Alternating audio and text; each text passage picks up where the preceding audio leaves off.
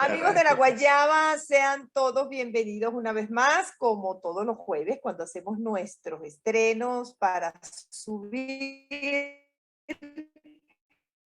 estas tertulias a nuestro canal de YouTube. Hoy tendremos Amigo de la Guayaba. Es prácticamente un integrante de la Guayaba, porque Juan José, el chino o el indio, porque además eso lo vamos a aclarar ahora en la tertulia, porque a veces es chino y porque a veces es indio, forma parte y ha formado parte de eventos divinos que hemos hecho en la Guayaba. Así que él es un hijo adoptivo de la Guayaba. Vamos a hablar con el chino acerca de su carrera profesional como músico, como arreglista, como cantante, que además Andy Durán nos comentaba la semana pasada en el programa que le hicimos que el indio era capaz de cantar cualquier cosa que le pusiera, que era uno de los mejores cantantes que él había tenido en su banda. Así que, bueno, dicho por Andy Durán, es un peso importante. Pero además, el chino es un artista, es un gran artista, nada más y nada menos que luthier. Yo creo que una de las cosas más difíciles, por lo menos que me parece a mí, debe ser la creación de un instrumento. Además que cuando él muestra la creación, ese diseño, ese acabado, es así, es el sonido, es la belleza, es la sonrisa de él y además la satisfacción de quien recibe ese instrumento. Entonces, hay mucho que hablar con él esta tarde o a la hora que ustedes estén sintonizando nuestra Guayaba, y no me queda más que darle la bienvenida y decirle, Chino, te queremos en la Guayaba y qué maravilla tenerte hoy aquí. Bienvenido, y vamos a empezar porque nos cuentes qué es eso de a veces chino y a veces indio, o con un grupo eres chino y con otro grupo eres el indio. ¿Por qué? Hola, buenas tardes, ¿cómo están? Caramba, qué honor, qué placer inmenso compartir con ustedes, poder conversar con ustedes, contarle un poco sobre mí. Bueno, para que todos me conozcan un poquito más, ¿no? Ustedes me conocen bastante, pero hace falta conocer un poquito más. Bueno, te cuento. Esto del chino y del indio, a mí nunca me dijeron chino ni me dijeron indio. En Cumaná, todo el mundo de donde soy cumanés, todos me llamaban Juancito. De hecho, todos me llaman Juancito. Yo voy a Cumaná, en cuanto piso el indio para allá, soy Juancito. Porque mi papá se llamaba como yo, Juan José. Entonces él era Juan, yo Juancito. Y me quedé Juancito y todos en Cumaná me dicen Juancito. Cuando llego a Caracas, por allá por el año 85 más o menos, que llegué a quedarme acá definitivamente, mis amigos me empezaron a decir el chino, Jesús Boque, claro, tengo rasgos achinados, tengo los ojos achinados, entonces me empezaron a decir chino y así entonces me quedé para los amigos en Caracas, ¿ok? El chino. ¿Qué pasa? Que cuando yo empiezo a trabajar con Andy Durán, hace aproximadamente unos 25 años, 25, más o menos, 25, 27 años que tengo ya con Andy, Andy me preguntó que si yo tenía alguna ascendencia china. Y yo le dije que no, que más bien tenía ascendencia indígena. Mi abuela negra, la mamá de mi papá, era una indiecita guarao. Y por la familia de mi mamá, son chaimas y son cumanagotos, caribe. Entonces él me dijo, bueno, entonces si no tienes nada de chino, eres el indio. Entonces, además, los chinos salen mucho en las páginas rojas y ese tipo de cosas. O sea que Andy Entonces, fue el que te bautizó como el indio. Andy fue quien me bautizó como el indio. Desde ese primer concierto que yo hice con Andy, cuando él me presentó formalmente, porque yo había empezado con Andy haciendo alguna suplencia, pero cuando él decidió presentarme formalmente como el cantante titular de su orquesta, eso lo hizo, por cierto, en la sala BOD. Allí me presentó como el indio. Antes de eso, en una de esas tantas tertulias que tenemos y esas conversaciones, tomándonos un café en la Candelaria, fue cuando surgió esa conversación que me pregunta eso de mi ascendencia, ¿no? Entonces, desde ese momento, entonces cuando llegamos a la sala, al concierto, que él hace mi presentación, entonces me presentó como el cantante oficial de la banda de Durán, Juan José Hernández, el indio. Entonces, desde ese momento soy el indio. Todos los salseros de Caracas, todos los salseros de Venezuela me conocen como el indio. O sea que tienes un nombre sectorizado de acuerdo con los grupos y de acuerdo también con la geografía. Un nombre para cada ocasión, pues. Exactamente, resumido ahí como un titular, Lorena. ¿Y cómo te descubre Andy Chino? Bueno, yo te tengo que decir, seguir diciendo Chino, porque yo te conocí como Chino, entonces. Tengo un gran amigo tengo un gran amigo que falleció hace poco, tristemente, Pedro Díaz, que él decía, vamos a solucionar esto ya, y le vamos a decir indochino, y se acabó. Bueno, de aquí sale indochino, otro más. Y, mira, lo de Andy surge porque yo conocí la orquesta de Andy Durán, y creo que fue una de las últimas veces que vino Eddie Palmieri a Venezuela. Hubo un concierto en el Poliedro de Caracas donde se presentaron las dos orquestas, Andy Durán y Eddie Palmieri. Esa vez yo voy al concierto con varios amigos y tal. Entonces, un amigo, lo voy a decir, con nombre y apellido, Jesús Bosque, él no simpatizaba mucho con la orquesta de Andy, porque él decía, no, es que Andy lo que hace son puros temas clásicos y no sé qué cuánto, y aquel cuento. Entonces, no, pero oye, pero es que esa orquesta es maravillosa, mira lo que está haciendo y tal, y no sé qué cosa. Bueno, al salir del concierto, al siguiente día me llama Jesús y me dice, Chino, adivina quién me acaba de llamar para tocar con él. Andy Durán. Lo que son las cosas, ¿no? ¡Wow! Jesús Bosque, nosotros somos compañeros en la Orquesta de Instrumentos Latinoamericanos Odila. Y entonces Jesús empezó a tocar con Andy y en una presentación que iban a tener, había un cantante muy bueno que estaba en ese momento con Andy Durán, pero Andy, él es muy metódico en todas las cosas, en todo lo que hace. Los estilos musicales él los respeta de una manera, se puede decir que ortodoxa. Él es, oye, sí, esto es así, esto tiene que ser así, esto se canta así, esto se toca así, etcétera, etcétera. Entonces, tenía que hacer unas canciones de Billo, pero a él no le gustaba cómo el cantante que tenía en ese momento interpretaba la música de Billo.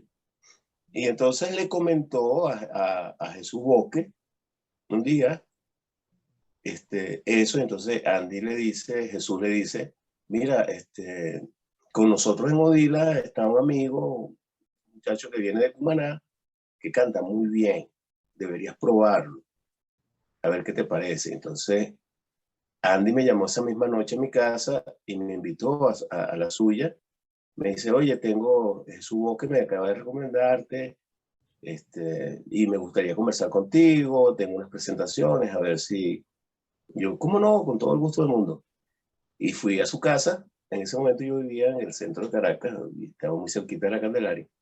Me fui a su casa, entonces conversamos, nos tomamos café, me averiguó la vida, y entonces pasamos a su estudio donde tiene el piano, me hizo una prueba y me dijo, ah, chévere, como no, tú llegas hasta acá y tal. Entonces me dice, seguimos conversando y me dice, mira, apréndete tal, tal, tal, tal y tal canción. Tenemos ensayo el próximo jueves y tenemos una presentación el día sábado, fue en Guarena. Entonces, desde ese momento estoy con Andy Durán como su cantante titular.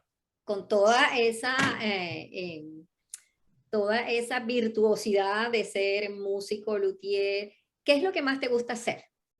Mira, yo puedo decir que son amores distintos, porque a mí me fascina cantar, me fascina cantar. Yo diría que más que estar en un escenario, a mí me fascina ese momento cuando agarro mi guitarra y me pongo a cantar. Soy un romántico al 100%. Y debe ser por eso que soy un enamorado de la guitarra como instrumento principal, ¿no? También toco el cuatro y toco varios instrumentos. En la orquesta de Isla tocó varios instrumentos. Pero el hacer el instrumento, elaborarlo, eso me da una satisfacción increíble. Tomar que en mis manos llegue la madera en bruto y luego convertirla en un instrumento musical, eso para mí es algo maravilloso. Eso es algo que yo descubrí hace aproximadamente unos 13 años. Y desde ese momento me enamoré apasionadamente de la lutería. Que bueno, lamentablemente no tengo el taller en la casa, porque si no, les aseguro que no duermo.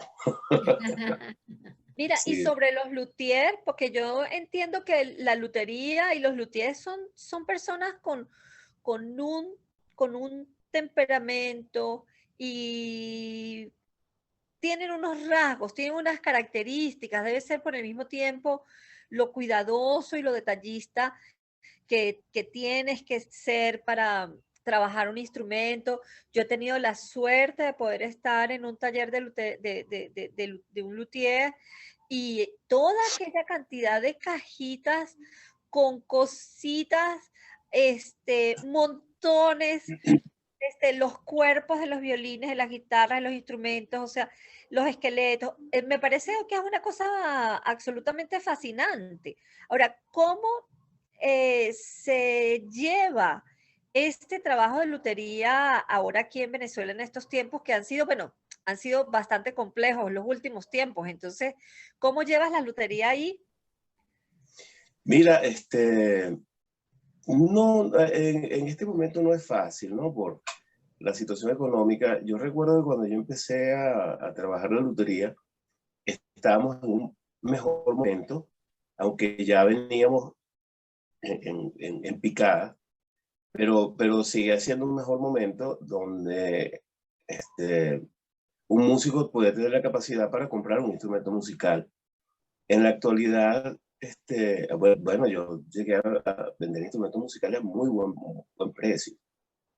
¿Qué pasa? Que no solamente yo, todos los que estamos en el gremio de la lutería, hemos tenido que bajar los precios un poco, adaptarnos un poco, porque es muy difícil para un músico común, no digamos los más famosos, adquirir un instrumento musical. Entonces hemos tenido que irnos adaptando a eso y, qué sé yo, dar facilidades de pago. Mira, me vas pagando por cuotas, va, porque algo que yo no me atrevería a hacer, y por una cuestión ética, es bajar la calidad de mis instrumentos por hacerlos más competitivos en el mercado. Claro. ¿Ok? ¿Y cuánto cuesta un violín o cuánto cuesta una guitarra, Chino? Mira, es que eso depende, eso va a depender de quién sea el fabricante. Un 4. Ahí corre mucho. Bueno, pero dame un precio, pues dame un precio. Le quiero comprar una guitarra a mi sobrino. El fabricante eres tú. Mira, no te estoy pidiendo precio pana, te estoy diciendo un precio. ¿Cuánto costaría el 4 que le hiciste a Miranda, por ejemplo? A tu no, nieta. todavía no se lo he hecho. Ah, no se lo has hecho, es pura amenaza entonces hasta ahora. Miranda le compré un 4 y yo dije, mira, si le gusta, le hago uno. Ah. ¿Okay? Ella no toca, pero ese 4 lo tiene como un tesoro, ¿sabes? Ella tiene ese 4 para ser una niña. Yo dije, no, ese 4 en un año eso va a estar destrozado. Pues el 4 está intacto, tal cual como yo se lo di.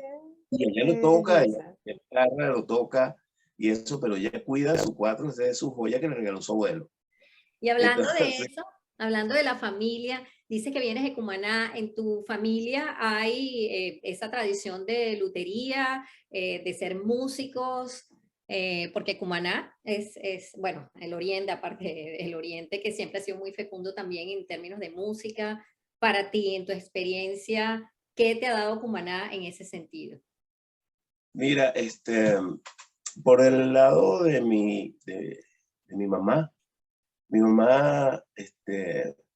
está viva, gracias a Dios, pero ya no canta. Mi mamá cantaba bellísimo. Mm, Nunca lo hizo Mm, profesionalmente, pero tenía una voz linda, muy linda. Este, yo diría que parte de esa buena música, del que a mí me gustara la buena música, se lo debo a mi mamá, porque ella de verdad que escuchaba muy buena música. Mi mamá llevaba a mi casa discos del Quinteto Contrapunto, de Juan Vicente Torrealba, de Julio Jaramillo. Llevaba muy buena música a la casa, ¿no? Y las cantaba, o sea, muy lindo. Y por el lado de mi papá era cantante de galerón. Él era oh, galeronista, vecinista. Entonces, por ahí viene esa, digamos que mi vena como músico, ¿no? ujú, En cuanto a la lutería, no conozco otro luthier en la familia. mm. Eh, creo que soy el primero de la familia. Aunque somos una familia bastante extensa, quizás hay alguno por ahí escondidito, pero no puedo dar fe de ello porque no conozco otro de la familia que se haya dedicado a esto, a la construcción de instrumentos.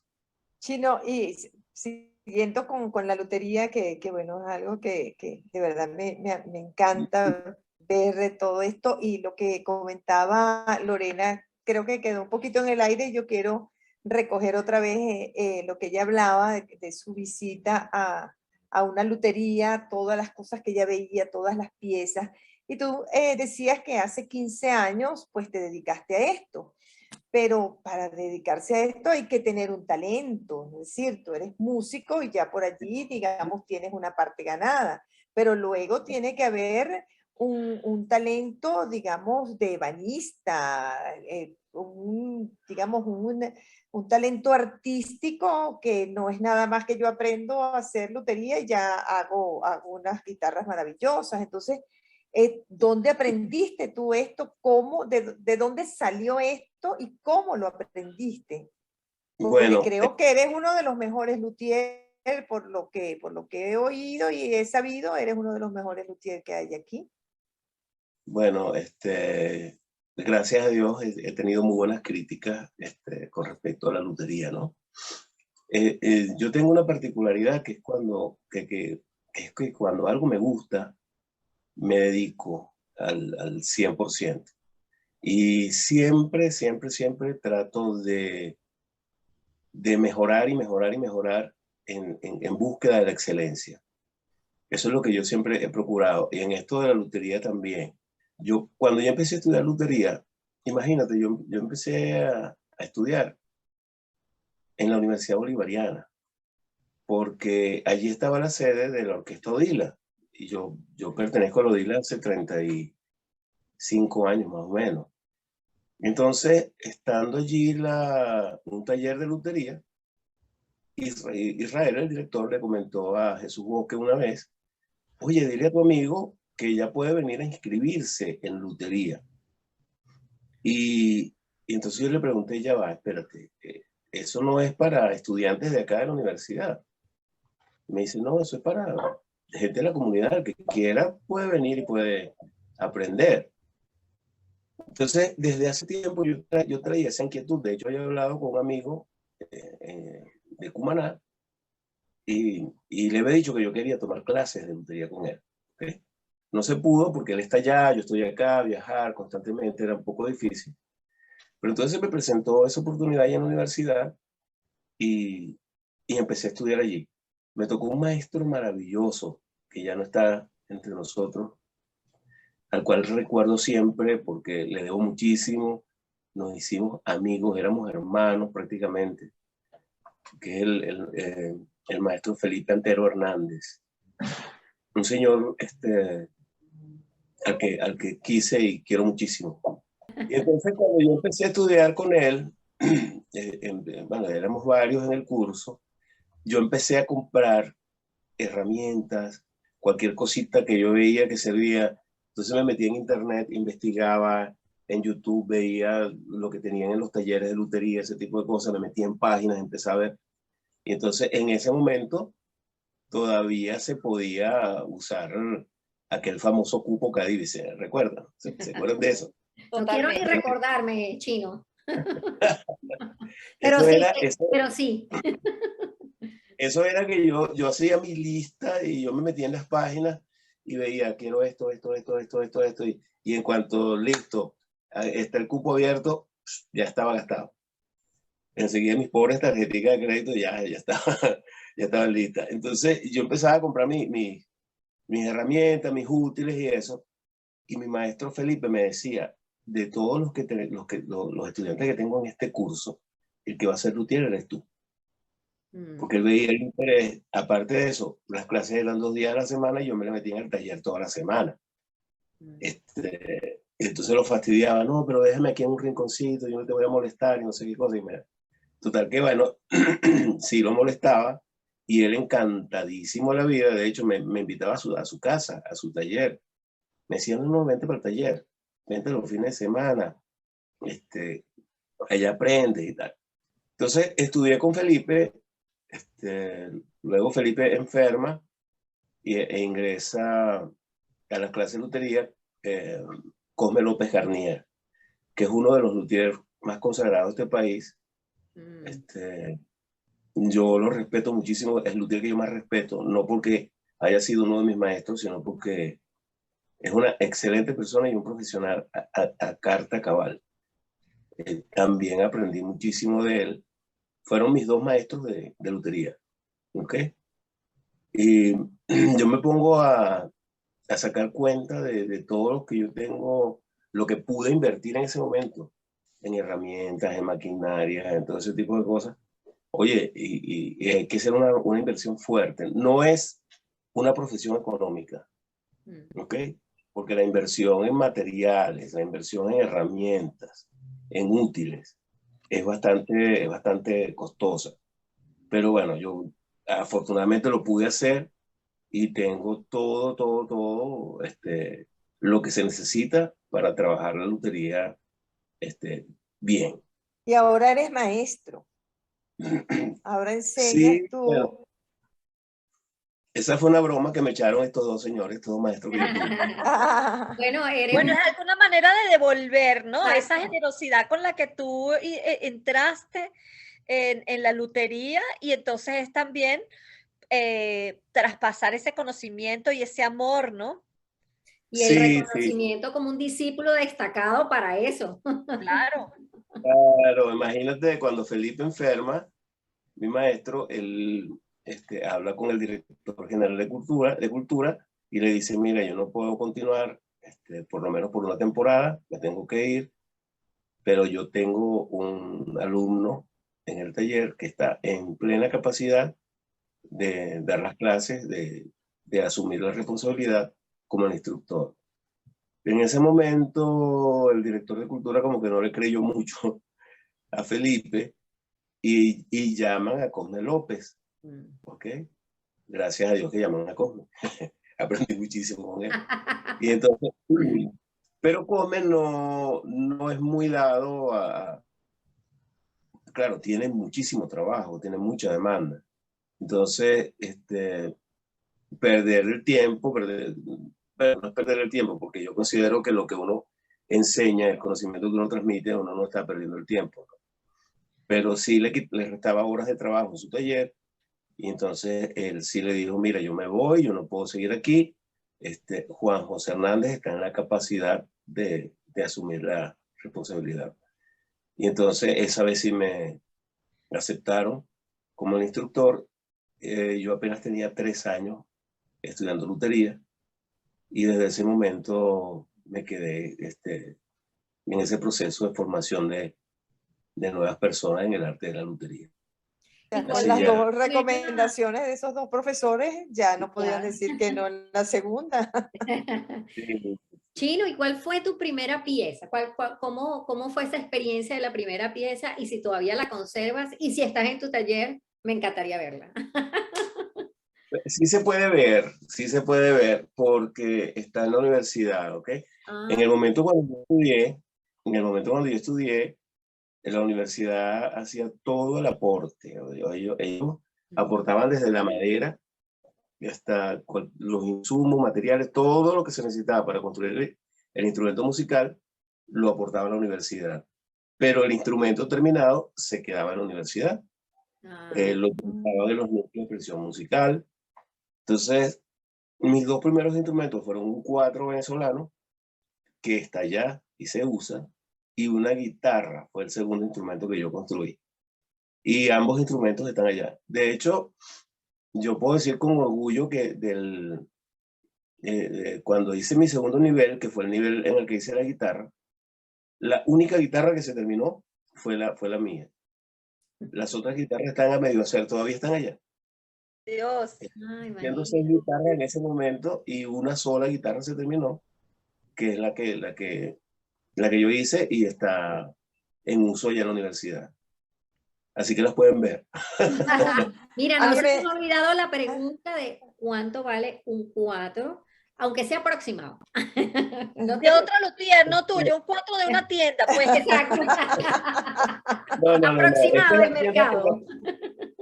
Lo que pasa es que muchas personas, claro, por ignorancia, porque tampoco tienen por qué saber eso, ¿no? Que los instrumentos que venden en tienda son instrumentos que fabrican en serie, Mm, en fábrica, qué sé yo, con materiales de muy mala calidad, porque necesitan abaratar los costos para vender, ¿ok? En cambio, los que trabajamos, como yo trabajo, elaboramos piezas únicas, porque nos dedicamos exclusivamente a elaborar un instrumento, ¿ok? Ese instrumento nos va a llevar 2, 3 meses, hasta 4 meses de trabajo, porque es dedicación exclusiva, hay que cuidar mucho los detalles, esas son medidas milimétricas, Claro, eh, sobre todo para y lograr una obviamente el afinación. sonido es diferente. claro, claro. Claro. ¿Y cuánto cuesta, Chino? ¿Cuánto te anda dando vuelta. Un Bueno, estimado. un cuatro mío anda por el orden, anda entre los 600 y los $1000. Un cuatro. Y una habló guitarra, el hombre, por fin? una Los que guitarra, escuchen esto ya pueden encargar sus 4 guitarras. y una guitarra anda entre los $1000 y $1500. Claro, pero Más estamos o menos. garantizados con unos sonidos diferentes. No es lo mismo que comprar un Totalmente. 4 en serie. Claro, A Totalmente. mí, a mí me esto garantizado. chismeó un alumno tuyo que tú eras no solamente un luthier extraordinario, un profesor excelente, sino que eras súper exigente, que eras otro cuando estabas dando clase. Bueno, Eso es No así, quisiera imaginarme eso, porque el chino siempre es una persona tan dulce y tan tan dulce, fluida que no me sí, imagino, o sea, que, apretando los tornillos a nadie. sí, señora, claro, así me lo dijeron. sí exijo porque yo creo que ahí está en juego también la reputación de nosotros como profesionales. Un mal estudiante, alguien que salga de mi taller haciendo instrumentos de muy mala calidad, y cuando le pregunten, ajá, ¿quién fue tu maestro? ¿Entiendes? Entonces, no, mi maestro fue Juan José Hernández. Ah, Es tu ¿qué pasó? prestigio, claro. Entonces yo les exijo muchísimo y a los que tengo que son muy malos les digo, por favor, no digas que tú eres discípulo mío. Qué bueno, Eso está qué, mejor. Porque qué bueno. es que no tengo la oportunidad de seleccionar, porque acuérdate que universidad, aquello de la inclusión y no sé qué. Entonces yo tengo estudiantes hasta de 80 años allí en el taller. Entonces no le puedo exigir a alguien que nunca ha trabajado la lutería, que llegó con 70 y tantos años, 80 años, no le puedo exigir lo mismo que le puedo exigir a alguien que tenga 20, 30, 40, 50 años. Claro, claro. Se requiere destreza, habilidad. Yo tengo estudiantes allá que fabrican sus instrumentos y siempre recurren a mí para que los ayude. Y yo los ayudo con todo el gusto del mundo, porque son personas mayores por lo general. Eso es terapia ocupacional, más bien. Exacto. Sí, sí, Pero, claro. pero lo hago con todo el gusto del mundo, con todo el gusto del mundo. Mira, Pero, Chino, y tu pero faceta yo de bailar, regaño, pero soy pero flexible. tampoco tanto. De No. 50 años Volviendo- para abajo es que los regañan, de 50 años para arriba, bueno, es terapia ocupacional. Lo deja libre. Y volviendo a la música, Chino, yo te hacía la pregunta de qué es lo que más te gusta, porque indiscutiblemente tomar tu guitarra y conectarte con ella y cantar, como dices tú, es muy diferente a cantar o tocar en una banda. ¿Qué te da la banda? O sea, ¿cuál es como esa diferencia para un músico que pareciera obvia, ¿no? No quiero que sea una pregunta tonta, pero en tu experiencia. Sí, déjame empezar diciéndote algo. En la actualidad, y desde, tú sabes, desde que empezó este periodo, desde el 99 para acá, se empezó con un cuento de que hablar de la canción necesaria, ¿ok? Que esa canción necesaria no es más que lo que nosotros llamábamos antes canciones de protesta, ¿se acuerdan de eso? Entonces, ¿qué es lo que pasa? Que cuando a mí me preguntan, sobre que en estos días me llamaron de PDVSA a la estancia, porque necesitaba un cantante que cantara canción necesaria y no sé qué cosa. Eso Y no yo lo le había digo, mira, escuchado. mi canción necesaria, ¿sabes cuál es? Si yo estoy triste, estoy despechado, un bolero. Si estoy alegre, una salsa, una música de billo. Si estoy en el llano, me conecto con la música llanera, o si estoy, ¿entiendes? Pero porque Esa para mí. habría que ver necesaria para quién. Claro, Por claro. necesaria para qué. Pues eso tiene un juego semántico ahí. Sí, así es, totalmente. Pero, Eso, Yo particularmente no lo había escuchado. entonces, yo ¿qué tampoco. pasa? La banda me da una gran satisfacción porque a mí me fascina la salsa, ¿ok? Y yo, cantar con una orquesta como la Orquesta de Andy Durán para mí es algo maravilloso. Hacerlo con Canalita Medina, con quien también he estado por mucho tiempo, hace aproximadamente 20 años tengo con la Orquesta de Canalita, me da mucha satisfacción, porque primero que la admiro muchísimo. Entonces estar en el escenario con ella, cantar a dúo con ella, eso me llena muchísimo. Y yo lo disfruto muchísimo, de verdad que lo disfruto mucho. Pero, como dice Andy, yo me adapto a de todo un poco. Yo he estado en México y me he fajado a cantar con un mariachi. He estado en Colombia y me he fajado a cantar con un vallenato. Pero, yo creo que eso de apreciar la música, ¿ok? Cualquier género musical que sea bueno, por cierto. Quizás lo ha dado mi paso por la Orquesta Odila, por donde he tenido la oportunidad de conocer la música desde el Río Grande hasta la Patagonia. Entonces, la necesidad también de cantar esos géneros musicales, desde una ranchera, un guapango, hasta un tango, ¿ok? Entonces, eso me ha hecho amar y querer más a la música. Entonces, cantar cualquiera de género musical o tocar la marimba centroamericana, por ejemplo, que me encanta tocarla, eso me llena y me satisface muchísimo. ¿Ok? Así que, mira, también, al igual que la lutería, que la separación que hice entre la lutería y la música, que son amores distintos, también son amores distintos de esto, ¿no? Claro, como digamos que como buen capricorniano que soy, me fascina eso también de la intimidad y de lo que les dije al principio, de tomar la guitarra y cantar y un buen vino, ese tipo de cosas, eso me encanta. Pero también me fascina el escenario, de verdad que me gusta muchísimo. Ahora, el escenario Que, tiene un ingrediente adicional que alborota la serotonina, que tienen que ser los aplausos, pues, es decir, Por el tener un teatro lleno y aplausos a rabiar, eso tiene que producir una revolución emocional extraordinaria. Así es. ¿Qué pasa allí? No te voy a poner a comparar entre esa canción íntima y el escenario, pero cuéntanos qué pasa en ti, cuál es ese sentir cuando Mira, estás en el escenario. es algo lindo, hermoso. O sea, sentir el reconocimiento del público por un trabajo que estás haciendo y al cual le pones todo el amor del mundo, eso es muy gratificante, ¿ok? Sentir esas maripositas, ese nerviosismo que se siente cuando uno se va a enfrentar al público, eso es maravilloso.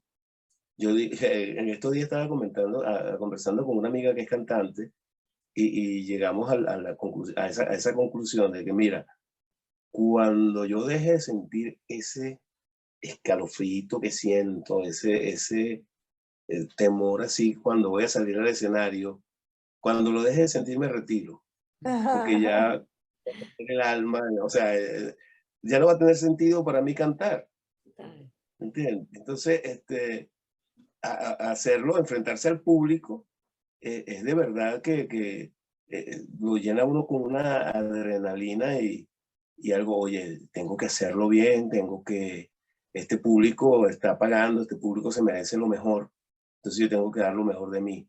Entonces eso, y que la retribución sea el aplauso y el reconocimiento a eso que estás haciendo, eso es indescriptible, de verdad que es muy, muy hermoso. Qué bien. Y yo no lo cambio por nada. Así como tampoco cambio la lotería. Tú eres un regalado en el amor de la música, la lutería, la música íntima. Bueno, y ahora la necesaria, que yo tampoco la había oído. Yo tampoco, eso es nuevo para mí, pero que no nos olvidemos del baile chino. Sabemos que tú, yo no sé si sigues en ese dancing, pero hasta donde sabemos, o sea, bailabas salsa profesionalmente, o sea, porque todos los demás bailamos salsa, ¿saben? Él baila salsa casino, pues.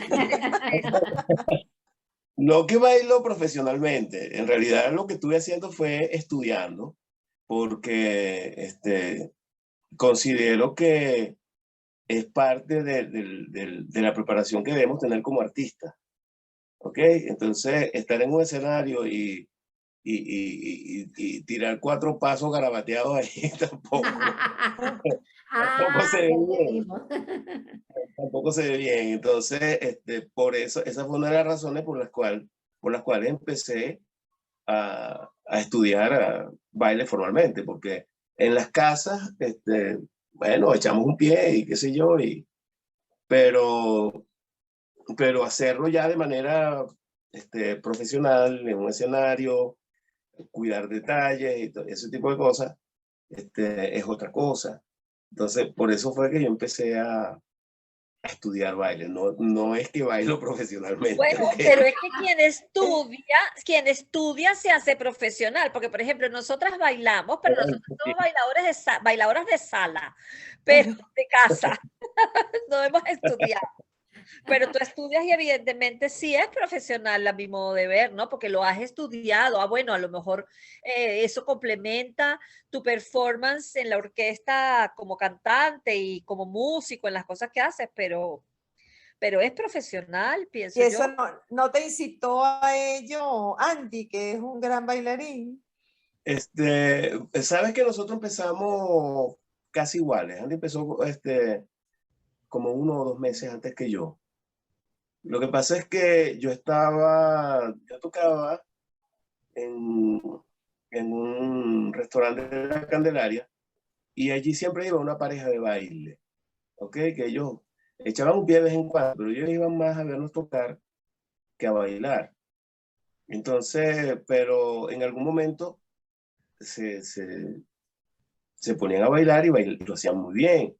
Entonces ahí nos hicimos amigos y tal, no sé qué cosa. Entonces ella era me comentó que ella daba clases de baile, que si a mí no me gustaría, que no sé qué cosa, y su pareja, Pablito, ellos daban clases de baile y tal. Y yo le dije, oye, qué bueno, sería interesante y tal, pero bueno, eso quedó allí. También me daba así como cierto temor. Yo decía, no, estos tipos son profesionales bailando y se Me van a llevar por delante. La salsa de la sala iba a quedar como... Sí, pero entonces Andy, que también los conoció, entonces se animó y me dijo, oye, Indio, ¿sabes que empecé con él y con Pablo? ¿Por qué no te animas? ¿Por qué no vienes? Y tal, y no sé qué cosa. Y yo le dije, sí, vale, yo hablé con ellos en cualquier momentico, tranquilo.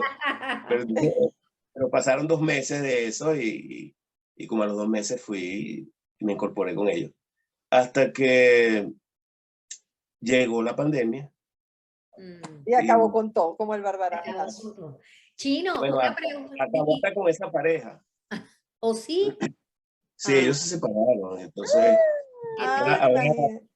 ahora ellos dan clase Por de manera separado.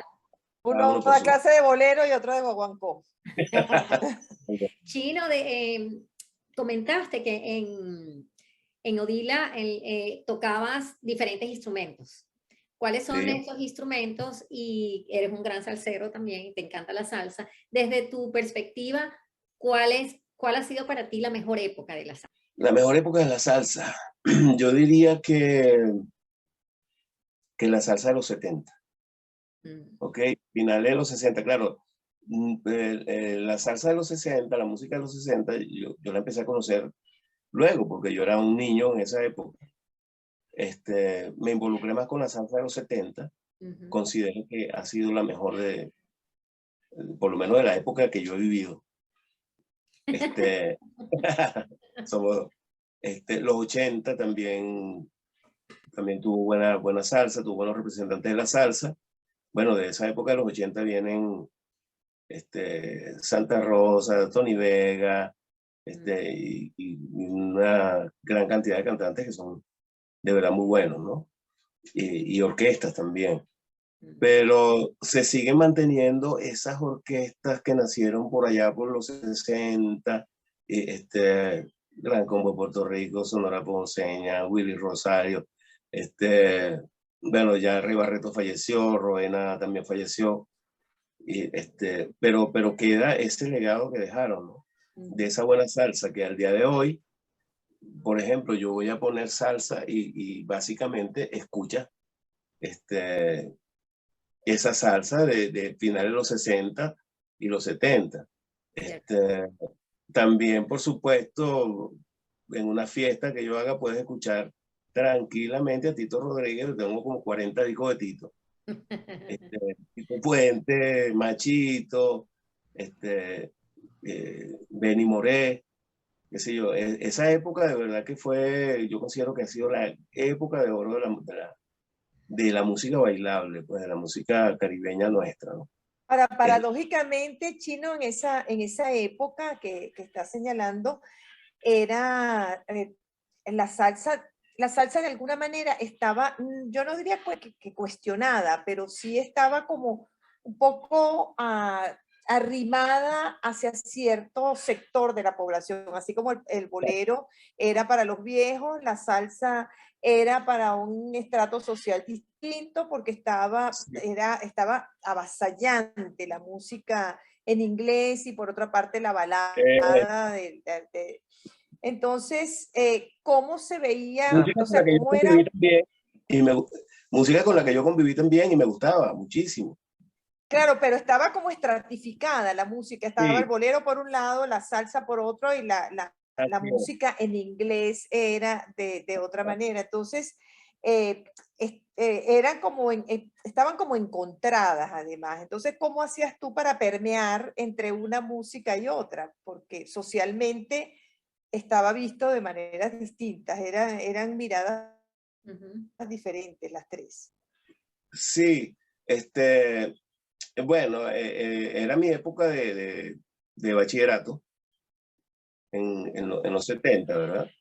Y tú sabes, fiestas, entonces allí mismo entre compañeros de los liceos y eso, había esa separación, sí la había. Los que les gusta la salsa, los que les gusta la balada pop en inglés, ese tipo de cosas, ¿no? Pero yo me colaba en ambas. Pero siempre me incliné más por la salsa. De hecho, lo primero que yo digo, mira, yo conocí la música de mi región, la música de Cumaná, de mi tierra, yo la conocí en Caracas. Porque cuando yo, mis primeros años, mis primeros pasos con la música, fueron con la salsa, el son cubano y el bolero. Yo empecé cantando son cubano. Eso fue mi primera experiencia musical. Y de Ahora allí, nos por vamos a hablar de los soneros de ahora. sí. Ajá.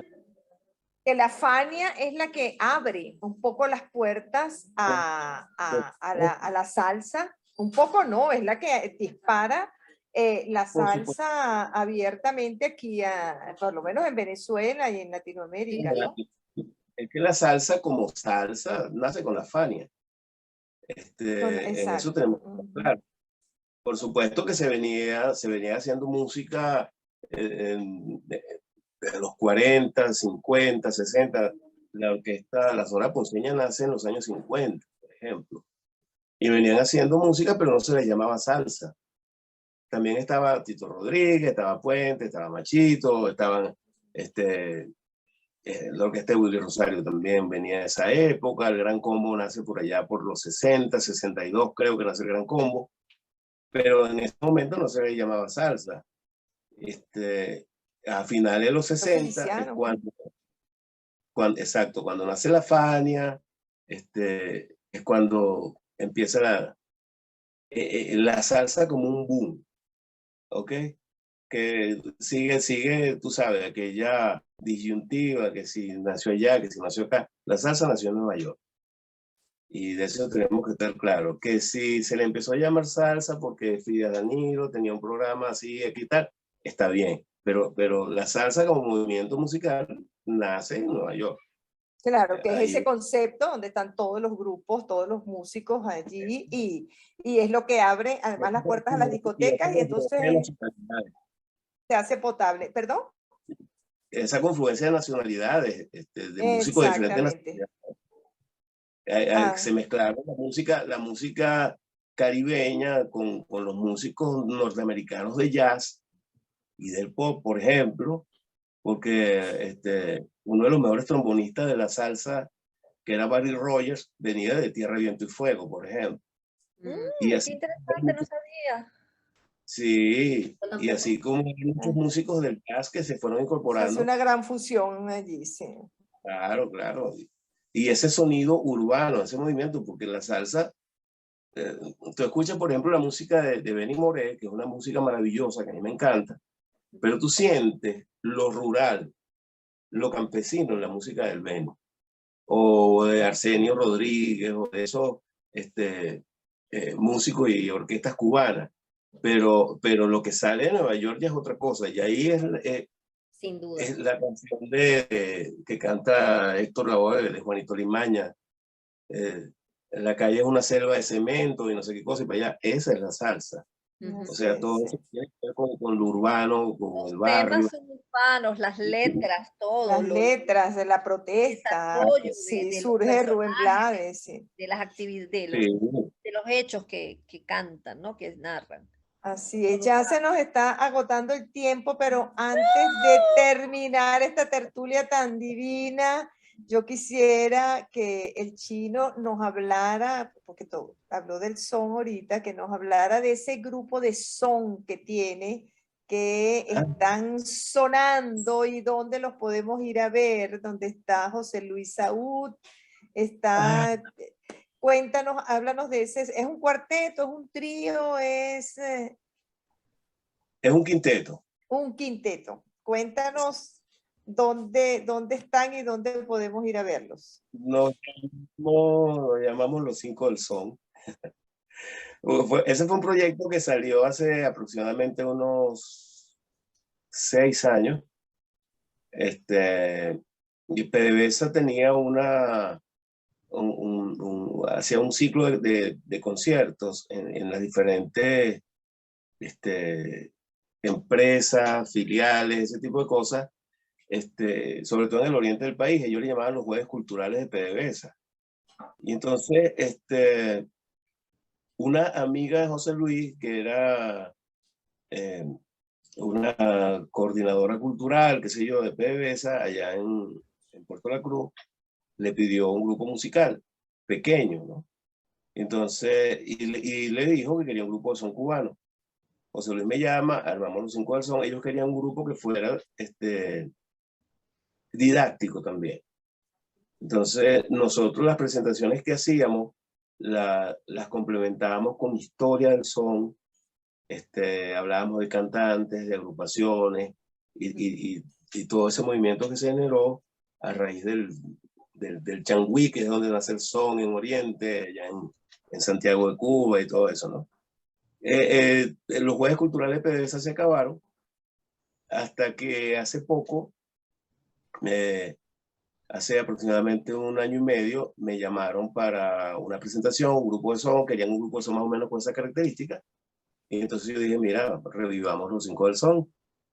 Y entonces nos reunimos los mismos 5 que estábamos allí en esa época y reorganizamos el grupo y hemos estado haciendo presentaciones en diferentes sitios.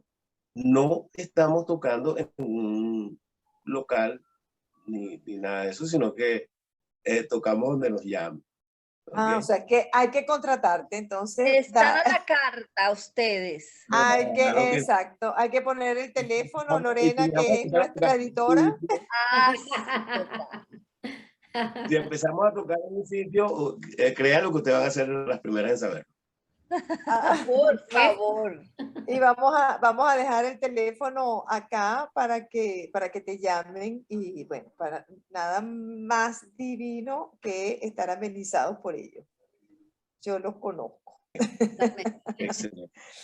Ay, Chino, de verdad que ha sido un inmenso placer. Yo no sé si Vilma y Lorena tienen alguna otra pregunta, alguna palabra final para el Chino, pero... Bueno, para mí la palabra de agradecimiento al Chino, porque además siempre él ha sido consecuente con los proyectos literarios musicales de la Guayaba de Pascal y pues y han sido siempre formidables y maravillosos y fantástico. Me encanta ese compromiso que tienes con la lutería, o sea, el compromiso humano que tienes en lo que haces me fascina y creo que eso es algo que de esa manera hacemos diferencia, que de esa manera verdaderamente dejamos un legado y dejamos cosas e impactamos y mejoramos todo nuestro entorno y eso me encanta y quiero de verdad agradecértelo y agradecerte esta deliciosa conversación de hoy. Bueno, Oye, creo que con esas palabras de Lorena ya... Yo quiero decir algo. Ajá, Yo quiero decir algo que va por ahí, pero para ajá. mí ha sido hermosísimo escuchar de ti el amor con el que haces las cosas. Cada respuesta de lo que dabas era porque me gusta muchísimo, porque realmente lo disfruto, porque me encanta, porque muchas veces no sabemos cuál es el propósito, no sabemos qué es eso que nos encanta hacer y que no importa que estemos horas y horas y horas, como te veía en el taller como, En ese rinconcito, como, ¿verdad? como haciéndolo y haciéndolo con gusto. Entonces, para mí fue hermoso y quiero decirte que me inspiraste, es inspirador mirar cuando alguien, en vale. este caso tú, lo hace con tanto gusto, o sea, con esa sensación de, o con las palabras que dijiste. Me encanta hacerlo, me gusta muchísimo. Es que es indescriptible. Me encanta. Así que gracias por ese regalo también. Yo creo que Oye, la palabra para cerrar es, bueno, además de las lindas palabras de Lore y de Vilma, una que dijo Vilma que es inspirador. Creo que esta tertulia realmente ha sido inspiradora de un ser humano abierto, de un ser humano dispuesto a enseñar con toda la sensibilidad y más allá de un músico y toda la sensibilidad y más allá de un artista, de un luthier. Así que, Chino, bueno, eres una guayaba más, tú lo sabes, te queremos. Gracias de verdad Bueno, por tú sabes que por este espacio que nos has regalado, por este rato de tu tiempo, todo el éxito del mundo. Y a ustedes, amigos, no me queda otra que invitarlos nuevamente a que nos sigan sintonizando en nuestro canal, La Guayaba de Pascal. Recuerden que todos los jueves a las 5 de la tarde estrenamos una tertulia más, pero todas quedan colgadas para que ustedes las vean. Hasta luego.